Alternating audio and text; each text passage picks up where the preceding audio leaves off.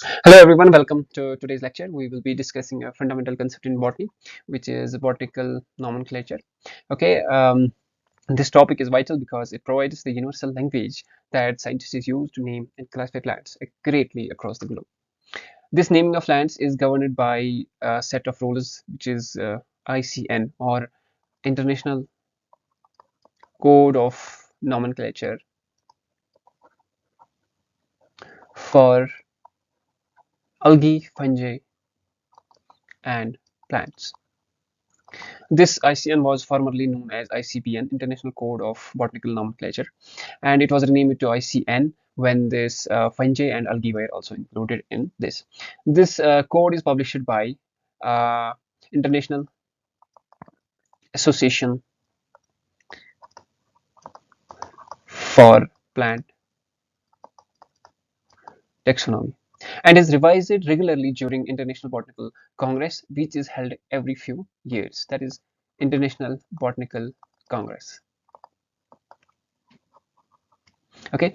Besides this ICN, there are other codes of nomenclature. For example, um, there are ICZN rules, which are used for naming animals. As you may have guessed it, that ICZN stands for International Code of Zoological Nomenclature. Then there is ICNB, uh, which is now known as Bacteriological Code,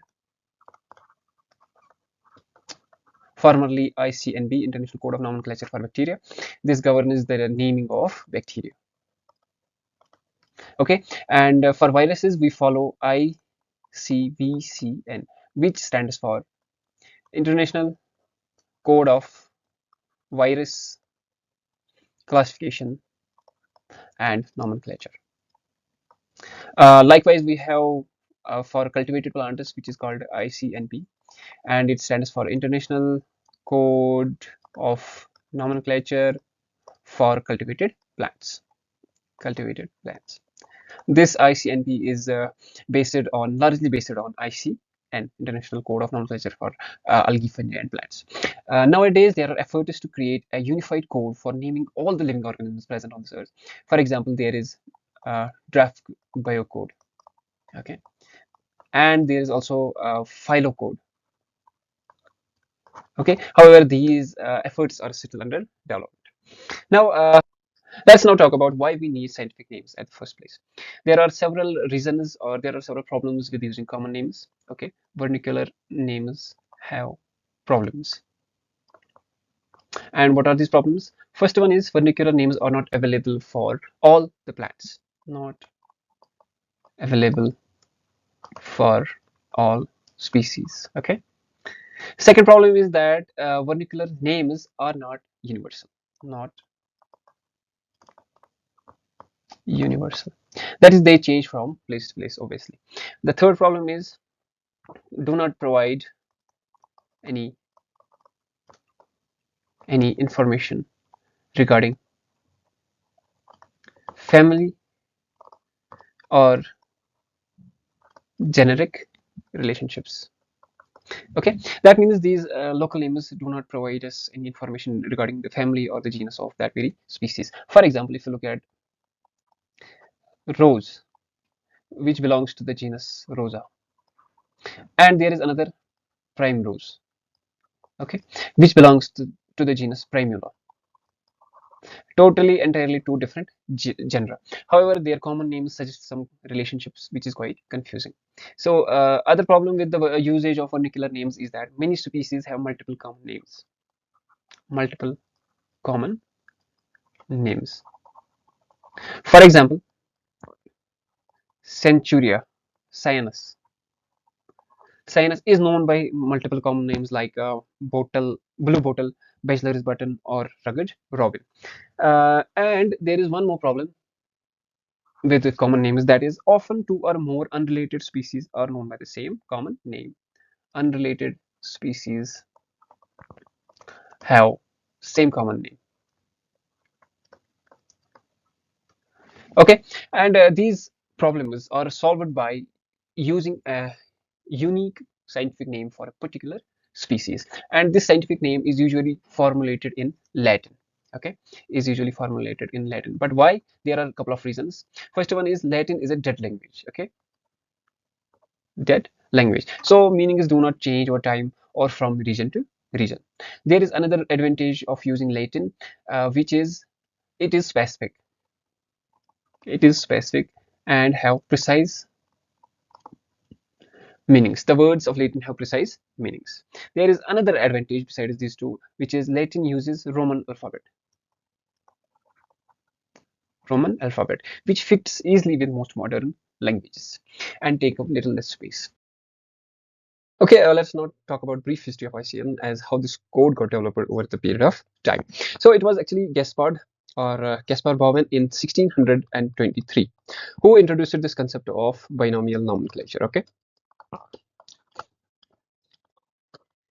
and this system gives every species a two-worded name. Okay, two-worded name. The first word belongs to the genus of that species, generic name, and the second word belongs to the species name of that very species and is thus called specific name. However, the first organized attempt towards creating a binomial nomenclature was made by Alphonse de Candolle. Okay, and it was adapted by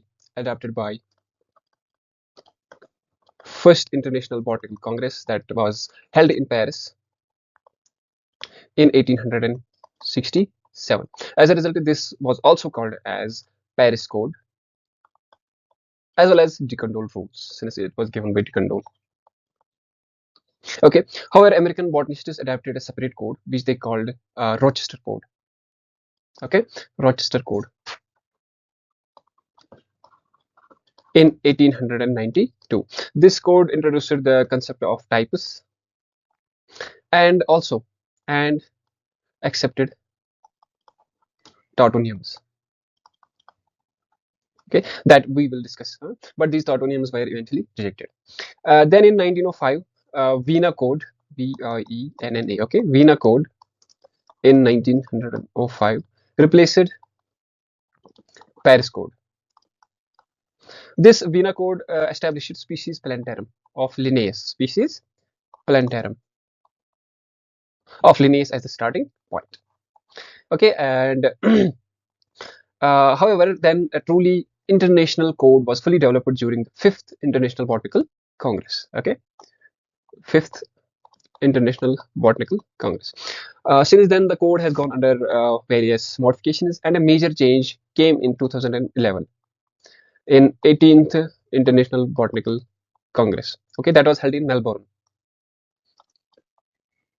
Australia. Okay, where the name was changed from ICBN to ICN. The current version of the code is Shenzhen code.